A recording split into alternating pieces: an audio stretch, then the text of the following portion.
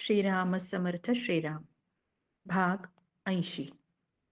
उत्तम श्लोक. खूप श्रीमंत घराण्यातले, लाडात वाढलेले एकुलते एक, पण मठात आल्यावर ते आपलं पूर्वजीवन विसरले.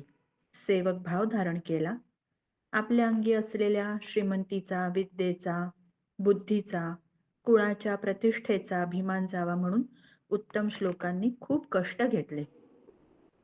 प्रारंभीच्या काळात ते रोज मठाचं अंगण झाडून काढायचे, शेणाने सारवायचे, कचरा टोपलीत भरून स्वतः बाहेर नेऊन टाकायचे. मठाच्या नदीकडच्या बाजूला पहाटे स्त्रिया आणि मुले घाण करीत. उत्तम श्लोक झाडू आणि पत्रा घेऊन ते सारं साफ करीत. आपला बहुश्रुतपणाचा आणि विद्वत्तेचा अभिमान जावा यासाठी ते मठात येणाऱ्या अडाणी लोकांमध्ये मुद्दाम बरोबरीच्या नात्याने मिसळत. त्यांच्यापैकी अनेकांजवळ आपल्यापेक्षा जास्त व्यवहार ज्ञान, बुद्धी, चातुर्य असतं हे पाहून उत्तम श्लोकांचा तो अभिमान गळून पडला. खूप लाडात वाढलेले एकुलते एक सुपुत्र असल्यामुळे त्यांचा स्वभाव काहीसा हट्टी आणि तापटही होता. कोणी काही बोललं किंवा मनाविरुद्ध काही झालं तर त्यांना एकदम राग यायचा. मठात आल्यावर राग आला की ते तडक न्हाणी घरामध्ये जायचे, गार पाण्याची घागर डोक्यावर ओतून घ्यायचे. त्यामुळे डोकं लगेच शांत व्हायचं. अशा रीतीने अल्पकाळातच त्यांनी रागावर विजय मिळवला. दयार्णव स्वामींना रुजुता, नम्रपणा, दया, करुणा, गोडवाणी, आर्जवीपणानं माणसं जोडणं आवडतं हे लक्षात येताच उत्तम श्लोकांनी प्रयत्नपूर्वक हे गुण स्वतःमध्ये विकसित करून घेतले. दिवसभर ते सेवेतच मग्न असत. स्वामींची सर्व कामं ते स्वतः करीत. उरलेल्या वेळामध्ये मठात पडेल ते काम करायची त्यांची तयारी असे. जे काम करायचं ते सेवाभावानी सर्वस्व ओतून करायचं. स्वामींनी काम सांगितलं तरच ते तेवढ्यापुरते मठाबाहेर जायचे. एरवी मठातच असायचे. हिशेब लिहिणं, उत्सवाचं आयोजन, बाजारहाट करणं, स्वामींकडे येणाऱ्या शिष्यांची व्यवस्था करणं, स्वामींना ग्रंथ वाचून दाखवणं, स्वामींचं लिखाण लिहून घेणं. उत्तम श्लोकांनी ही सर्व कामं केली आणि ती नित्याचीच झाली. उत्तम श्लोक स्वामींचा शब्द वेदाज्ञेसारखा मानायचे. उत्तम श्लोक स्वामींचा शब्द वेदाज्ञेसारखा मानायचे. देहाची आणि प्राणांची पर्वा न करता स्वामींच्या आज्ञेचं ते पालन करायचे. एवढंच नव्हे तर स्वामींच्या मुद्रेवरचा भावही ते वेदाज्ञेसारखीच अंतिम आज्ञा म्हणून मानायचे. स्वामींचा शब्दात व्यक्त न झालेला अभिप्राय सुद्धा त्यांना समजायचा आणि तीच वेदाज्ञा समजून त्याप्रमाणे ते वागायचे. उत्तम श्लोकांच्या नातलगांना वाटायचं त्यांचा मार्ग चुकला. सगळं वैभव सोडून देऊन गुरुगृही असं सेवकासारखं राहावं लागतं. केवढी मोठी चूक. पत्नीला घेऊन राहतात ही त्याहून मोठी चूक.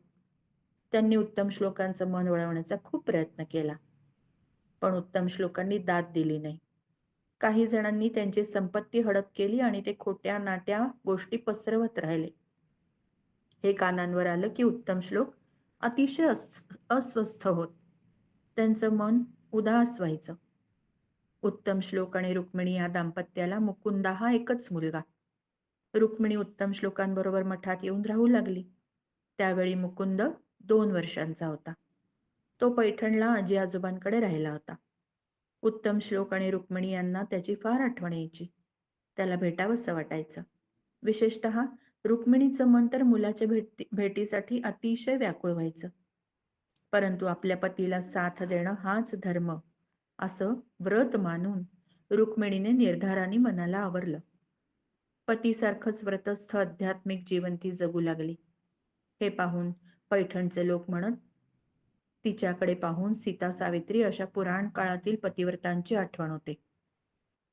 लोकांचे तिरकस उद्गार कानावर आले की उत्तम श्लोक कधी कधी अस्वस्थ व्हायचे. त्यांना अस्वस्थ पाहून एक दिवस दयार्णव स्वामी म्हणाले, गोपाळकृष्णांच्या कृपेने तुम्हाला उमजलं आहे की ईश्वर प्राप्ती करून घेणं हेच जीवनाचं ध्येय आहे. लोक निंदा करोत, स्तुती करोत, ठाम राहायचं. देह राहो अथवा जावो, मी माझं ईश्वर प्राप्तीचं ध्येय गाठीनच, अशा निर्धाराने साधना करीत राहायचं. स्वामींनी नदी पलीकडच्या डोंगराकडे बोट दाखवलं. म्हणाले, समोरची डोंगर शिखरे पहा, कशी नेहमी अविचल असतात. ऊन असो, पाऊस असो, वारे असोत, मूकपणानं सारं काही सोसत आपल्या जागीच उभी असतात. खेद नाही, खंत नाही, हर्ष विषाद काही नाही. तुम्ही असंच गोपाळकृष्णांवर भार टाकून अविचल राहावं. त्यांच्यावर भार टाकला की ते तुमचं रक्षण करतात. क्षणोक्षणी ते तुम्हाला सांभाळत राहतात. सगळ्या साधू संतांचा हाच अनुभव आहे. क्षणभर स्वामी थांबले. त्यांनी उत्तम श्लोकांकडे रोखून पाहिलं. स्वामींच्या डोळ्यात एक तेजस्वी चमक प्रगटली. गंभीर आवाजात म्हणाले, या जगात असा कोणीही नाही की जो गुरुचरणी आश्रय घेतलेल्या शिष्याचं काही अनिष्ट करू शकेल. गुरुकृपेने तो शिष्य चारही बाजूंनी पोलादी भिंतींनी वेढल्यासारखा सुरक्षित असतो. गुरुकृपेचं पोलादी कवच या शिष्याचं सर्व आपत्तीपासून संरक्षण करतं. आपल्या घरचं संपन्न जीवन विसरून मठातील साधं जीवन स्वीकारणं उत्तम श्लोकांना फारसं अवघड गेलं नाही, कारण हृदयातील गुरुभक्ती अत्यंत उत्कट होती. पण आपल्या पूर्व जीवनात मुनिमजींनी इतर नातलगांनी जी फसवणूक केली होती, त्याच्या आठवणी उत्तम श्लोकांच्या मनातून काही जाईनात. जुन्या घटना, जुने संवाद आठवत राहत आणि मन नव्याने अर्थ लावत राही. स्वामी त्यांना एक दिवशी म्हणाले, सगळं काही विसरून जायचं. चांगलंही विसरायचं, वाईटही विसरायचं. आपण आपलं चांगलं वागत राहायला पाहिजे, हे तर खरंच आहे. पण मी चांगला वागतो हेही मनात येऊ द्यायचं नाही. हा अभिमान सुद्धा वाईटच आहे.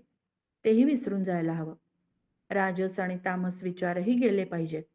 शेवटी सात्विक विचारही गेले पाहिजेत. हीच गुणातीत अवस्था आहे.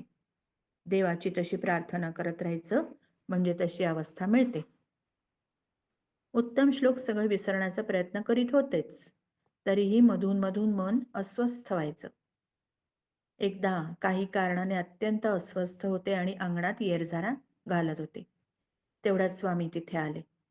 उत्तम श्लोकांची मनस्थिती ओळखून म्हणाले, चला आपण दोघे ध्यानाला बसूया. उत्तम श्लोक तसेच उभे राहिले. वाटलं, या अस्वस्थ मनस्थितीत ध्यान कसं जमेल. त्यांची ती भावना ओळखून दयाळराव स्वामी हसले आणि म्हणाले, तुम्हाला वाटतंय तुमच्यानी आता ध्यान व्हायचं नाही. ठीक आहे, तुम्ही नुसते डोळे मिटून माझ्यासमोर बसा तर मी ध्यान करतो. दयाळराव स्वामींनी पद्मासन घालून दोन्ही हातांनी ज्ञानमुद्रा लावली आणि डोळे मिटून घेतले.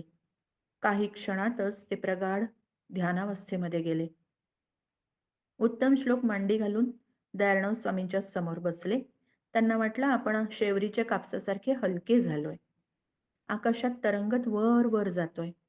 सर्व चिंता, अस्वस्थता पूर्णपणे नाहीशी झालीये. आपण या ऐहिक जगाच्या पलीकडे गेलोय, जिथे आनंदच आनंद आहे. केवळ आनंद. सुख आणि दुःख यांच्या पलीकडची अवस्था. उत्तम श्लोकांचं देहभान हरपलं. त्या अवस्थेत किती वेळ गेला ते त्यांना कळलंच नाही.